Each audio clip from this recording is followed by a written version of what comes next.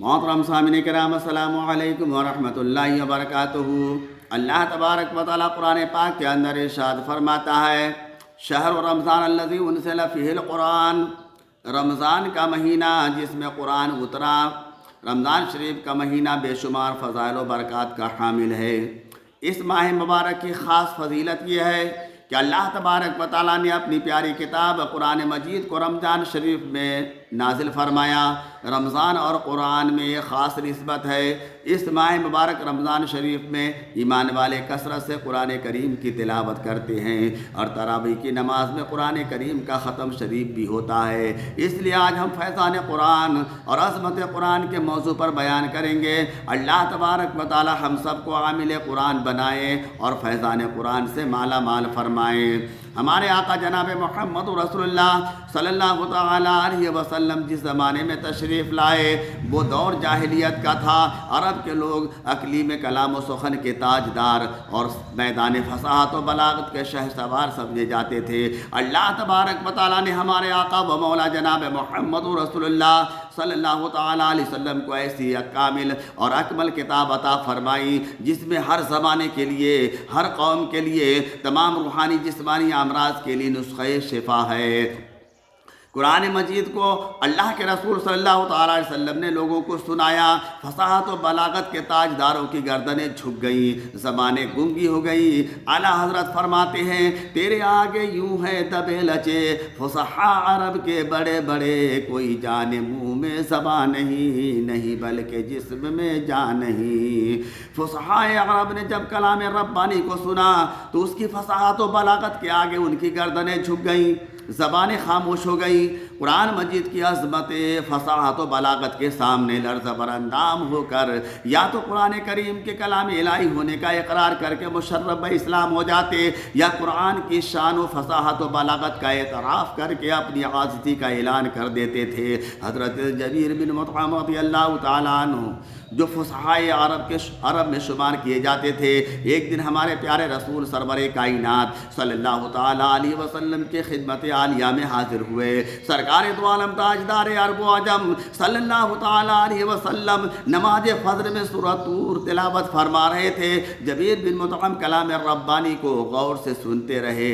ان عذاب ربک لواقع ما له من دافع، بے شک تیرے رب کا عذاب ضرور ہونا ہے، اسے کوئی ٹالنے والا نہیں۔ ان کا بیان ہے کہ مجھے ایسا محسوس ہوا گویا اللہ تبارک و تعالیٰ کا عذاب میری طرف آ رہا ہے۔ خوف و دہشت سے جسم کا بال بال لرزنے اور کانپنے لگا۔ قرآن کریم کی عظمت کا دل میں متعارف ہو کر کلمہ پڑھا اور مسلمان ہو گئے۔ حضرت عمر رضی اللہ تعالیٰ عنہ اسلام اور پیغمبر اسلام کے کتنے سخت دشمن تھے۔ حضور اکرم تاجدار عرب و عجم صلی اللہ تعالیٰ علیہ وسلم کے قتل کے ارادے سے گھر سے چلے تھے، مگر سورۃ طٰہٰ کی تلاوت سنی، کفر کا اندھیرا جاتا رہا، دل کی دنیا بدل گئی اور اسلام لے آئے۔ عتبہ بن ربیعہ خطیب قریش، عظیم ساحر البیان، فصیح اللسان شخص تھا۔ جب ہمارے آقا جناب محمد رسول اللہ صلی اللہ تعالیٰ علیہ وسلم کی زبان نبوت سے سورہ حامیم کی ابتدائی آیت اس نے سنی تو خوف و دہشت سے اچھل پڑا، گھبراہٹ کے عالم میں قریش مکہ کے پاس آیا اور کہنے لگا کہ محمد رسول اللہ صلی اللہ تعالیٰ علیہ وسلم جو کچھ پڑھتے ہیں، خدا کی قسم نہ وہ شعر ہے، نہ جادو، نہ کہانت، ان کے لفظ لفظ میں ایسی پرتاثیر لذت اور لرزہ براندام کر دینے والی ہیبت ہے جو دلوں کو موہ لیتی ہے اور قلوب میں خوف خدا کا سیلاب لاتی ہے۔ خدا کی قسم ان کے کسی لفظ کا بھی جواب ہمارے پاس نہیں ہے۔ حضرت زماد بن ثعلبہ رضی اللہ تعالیٰ عنہ ایک حاذق حکیم اور طبیب تھے، مکہ مکرمہ آئے۔ سرکار دو عالم تاجدار عرب و عجم صلی اللہ تعالیٰ علیہ وسلم کہیں تشریف لے جا رہے تھے، پیچھے کچھ لڑکے تھے، کفار مکہ عقائد دو عالم تاجدار عرب و عجم کو مجنون کہا کرتے تھے۔ لڑکوں کا جھنڈ دیکھ کر زماد بن ثعلبہ بھی یہی گمان کیا اور سرکار دو عالم تاجدار عرب و عجم کی خدمت میں آ کر کہنے لگا، اے محمد صلی اللہ تعالیٰ علیہ وسلم، میں جنون کا علاج جانتا ہوں اور کر سکتا ہوں۔ ہمارے آقا صلی اللہ تعالیٰ علیہ وسلم نے اللہ تبارک و تعالیٰ کی حمد و ثنا کی اور قرآن کریم کی چند آیتوں کو تلاوت فرمایا۔ زماد بن ثعلبہ بیان کرتے ہیں کہ مجھ پر اس قدر اثر ہوا کہ میرا دل کانپ اٹھا اور اسی وقت میں نے اسلام قبول کر لیا۔ حضرت جعفر رضی اللہ تعالیٰ عنہ نجاشی بادشاہ حبشہ کے دربار دربار میں جب تشریف لے گئے، جب آپ نے سورہ مریم کی چند آیتیں تلاوت کی تو نجاشی بادشاہ پر ایسی رقت طاری ہوئی کہ بادشاہ رونے لگا۔ اے ایمان والو، قرآن کریم کی تلاوت کے فیضان و برکات کے بارے میں آپ حضرات نے سن لیا کہ قرآن کریم کی تلاوت کی تاثیر سے کفر کے اندھیروں میں بھٹکنے والے اسلام کے اجالے میں آ گئے اور مسلمان ہو گئے۔ یہ ہے قرآن مجید کا فیضان۔ آج دنیا میں بے شمار مذاہب موجود ہیں، ہر مذہب میں کتاب بھی موجود ہیں، ہر مذہب والا اپنے مذہب کی حقانیت و سچائی کے ثبوت میں کوئی نہ کوئی کتاب پیش کرتا ہے اور کہتا ہے ہمارے مذہب کی کتاب حق اور سچ ہے۔ زبور شریف، تورات شریف، انجیل شریف بے شک منزل من السماء ہے، مگر موجودہ زبور اور تورات اور انجیل الٹ پلٹ کر دیا گیا ہے، زیر زبر کر دیا گیا ہے، عدل بدل کر دیا گیا ہے، ان آسمانی کتابوں میں تحریف کر دی گئی ہے، اس لیے یہ کتابیں بھی قابل اعتبار نہ رہی۔ اب اس دور میں کوئی کتاب حق اور سچ نہیں، صرف قرآن مجید ہی ایک ایسی کتاب ہے جو حق اور سچ ہے۔ 1400 برس سے آج تک قرآن مجید کا ایک ایک حرف محفوظ ہے، نہ بدلا گیا ہے نہ بدلا جائے گا۔ اللہ تبارک و تعالیٰ ارشاد فرماتا ہے انا نحن نزلنا الذکر وانا لہ لحافظون، بے شک ہم نے اتارا ہے یہ قرآن اور بے شک ہم خود اس کے نگہبان ہیں۔ قرآن مجید ایک ایسی کتاب ہے جو ہمیشہ ہر شخص کے لیے ہدایت تھی اور ہمیشہ ہر ایک کے لیے ہدایت رہے گی۔ مذہب اسلام کی حقانیت اور سچائی کے لیے قرآن کریم ایک مضبوط اور عظیم دلیل ہے، اور ہمارے پیارے آقا صلی اللہ علیہ وسلم کے بے شمار معجزات میں سے ایک عظیم الشان معجزہ ہے۔ دنیا کی تمام کتابیں سامنے رکھو اور سوال کرو تمہارا نام کیا ہے، تم کہاں سے آئے، تم کس کی طرف آئے، تم کیوں آئے، تم کب آئے، تو تمام کتابیں خاموش نظر آئیں گی۔ کسی کتاب کے پاس بھی ان تمام سوالوں کا جواب نہیں ملے گا، لیکن قرآن کریم اللہ تبارک و تعالیٰ کی وہ حق اور سچ کتاب ہے جس میں تمام سوالوں کا مفصل اور مدلل جواب موجود ہے۔ آئیے قرآن کریم سے پوچھیں اور سوال کریں کہ اے قرآن بتا آپ کا نام کیا ہے، تو قرآن کریم جواب دیتا ہے بل ہوا قرآن مجید فی لوح محفوظ، یعنی میرا نام قرآن مجید ہے۔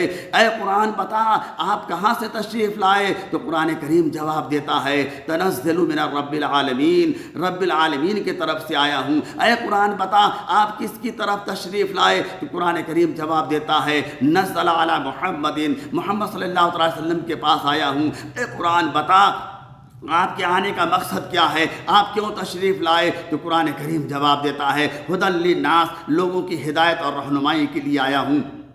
اے قرآن بتا آپ کس مہینے میں تشریف لائے، تو قرآن کریم جواب دیتا ہے شہر رمضان الذی انزل فیہ القرآن، یعنی رمضان شریف کے مہینے میں آیا ہوں۔ اے قرآن بتا دن میں آپ تشریف لائے یا رات میں، یا اس رات کا نام کیا ہے، تو قرآن کریم جواب دیتا ہے انا انزلناہ فی لیلۃ القدر، میں شب قدر میں آیا ہوں۔ ایمان والو سن لیا آپ لوگوں نے کہ قرآن پاک نے تمام سوالوں کا مکمل جواب عطا کیا اور ثابت کر دیا کہ اللہ تبارک و تعالیٰ کی کتاب قرآن مجید حق اور سچ ہے۔ ایسی حق اور سچ کتاب ہمارے پاس ہے، مگر ہم ہیں کہ جو قرآن کریم سے دور ہیں۔ گھر میں قرآن شریف موجود ہے مگر طاقوں میں رکھا ہوا ہے، لیکن مسلمانوں کو قرآن شریف کی تلاوت کی فرصت نہیں، اور قرآن کریم پر عمل کرنا تو مسلمانوں نے چھوڑ رکھا ہے۔ خوب غور سے سن لو، یہ سچی حقیقت ہے۔ دونوں جہاں کے کامیابی کا راز رسول اکرم تاجدار عرب و عجم کی محبت کے ساتھ قرآن کریم کی تعلیمات پر عمل کرنے میں ہے۔ عزت و عظمت، رزق، دولت، حفظ و امان کسی اور کے پاس نہیں بلکہ قرآن کریم کے پاس ہے۔ لہٰذا قرآن کریم کو دلوں میں اتار لو، قرآن کریم کو پڑھو، پڑھاؤ، اس کی مقدس تعلیمات پر عمل کر کے سچے مسلمان ہو جاؤ۔ مسلمانوں کی ناکامی و بربادی کا سب سے بڑا سبب یہ ہے کہ مسلمانوں نے قرآن کریم کے بتائے ہوئے راستے کو چھوڑ دیا ہے، یہود و نصارہ اور مشرکین کے راہوں پر چل پڑے ہیں۔ سچ کہا ہے ڈاکٹر اقبال نے، وہ زمانے میں معزز تھے مسلمان ہو کر، وہ زمانے میں معزز تھے مسلمان ہو کر، اور تم خار ہوئے تاریخ قرآن ہو کر۔ انبیاء کرام پر آسمانی کتابیں اس مبارک مہینے میں نازل کی گئی۔ حضرت ابراہیم علیہ الصلوۃ والتسلیم پر صحیفہ رمضان شریف کی پہلی تاریخ میں نازل ہوئی۔ تورات 6 رمضان المبارک میں، زبور اور انجیل 13 رمضان شریف میں نازل ہوئی۔ محترم حضرات، ہمارے پیارے آقا صلی اللہ تعالیٰ علیہ وسلم نے فرمایا کہ تم میں بہتر وہ شخص ہے جو قرآن کریم سیکھے اور سکھائے، اور رحمت عالم صلی اللہ تعالیٰ علیہ وسلم ارشاد فرماتے ہیں قرآن کا عالم معزز فرشتوں کے ساتھ ہوگا، اللہ کے رسول صلی اللہ تعالیٰ علیہ وسلم نے فرمایا قرآن شریف کے ایک حرف کی تلاوت کرنے پر 10 نیکیاں ملتی ہے اور 10 گناہ معاف ہو جاتے ہیں۔ ہمارے آقا صلی اللہ تعالیٰ علیہ وسلم نے فرمایا یہ حافظ قرآن کی عزت کرو، اور جس نے حافظ قرآن کی عزت کی گویا میری عزت کی۔ ہمارے آقا سرور کائنات صلی اللہ تعالیٰ علیہ وسلم کے ارشاد مقدس پر عمل کرو، عمل کرو گے کامیاب ہو جاؤ گے، ایمان مضبوط ہو جائے گا، پکا ہو جائے گا۔ اللہ تبارک و تعالیٰ ہمیں اور آپ کو ثابت قدم رکھے۔ وآخر دعوانا الحمدللہ رب العالمین، استغفر اللہ ربی من کل ذنب واتوب الیہ، اشہد ان لا الہ الا اللہ واشہد ان محمدا عبدہ ورسولہ۔